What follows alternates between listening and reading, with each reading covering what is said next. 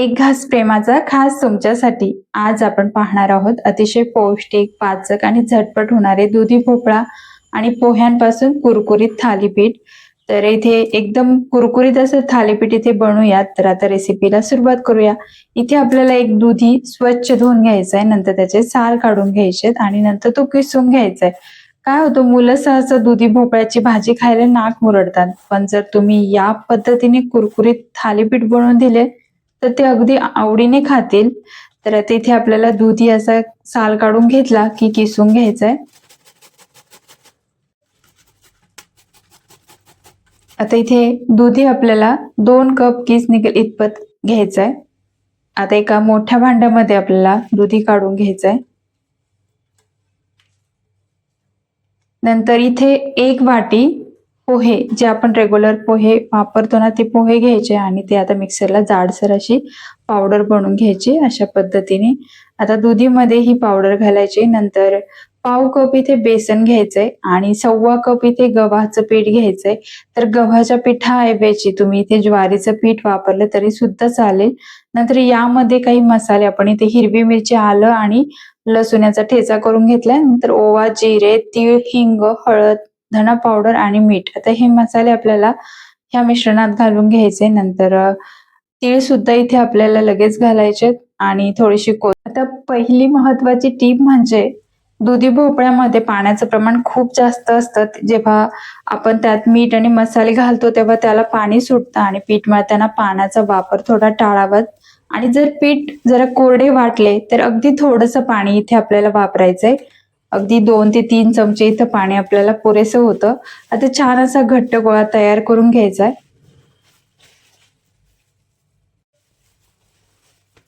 आता असा इथे छान घट्ट गोळा तयार झाला की लगेच आपल्याला इथे थालीपीठ करायला घ्यायचे. तर अशा पद्धतीने इथे आपण त्याचा गोळा तयार करून घेतलाय.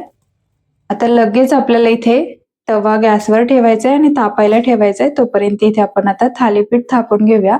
आता इथे एक सुती कापड घेतलंय, त्यावर पाणी शिंपडायचंय. तर पाणी शिंपडताना पाण्यामध्ये 1 चमचा तेल घालायचंय आणि मग आपल्याला कपडावर शिंपडून घ्यायचंय, म्हणजे थालीपीठ व्यवस्थित तव्यावर निघलं जातं, असं चिकटत नाही. आता छान असं थापून घ्यायचंय आणि यावर आता आपल्याला नंतर थोडेसे तीळ सुद्धा घालायचे आणि दुधी भोपळा किसून जास्त वेळ बाजूला ठेवायचा नाही, नाहीतर तो काळा पडतो आणि त्याला जास्त पाणी सुटतं. त्यामुळे थालीपीठ करायचे असेल तेव्हाच आपल्याला इथे दुधी भोपळा किसून घ्यायचा आहे. आता तवा पण चांगला तापलाय. आता यावर आपल्याला थोडंसं तेल घालून इथे आता थालीपीठ भाजून घ्यायचंय. आता झाकण ठेवायचंय, अगदी 2-3 मिनिटासाठी झाकण ठेवायचंय. व्यवस्थित हा तयार होतो. इथे मी बटर वितळून घेतलं, त्यामध्ये 2 चमचे तेल घालून ते याच्यावरती घालायचे. एकदम छान टेस्ट येते.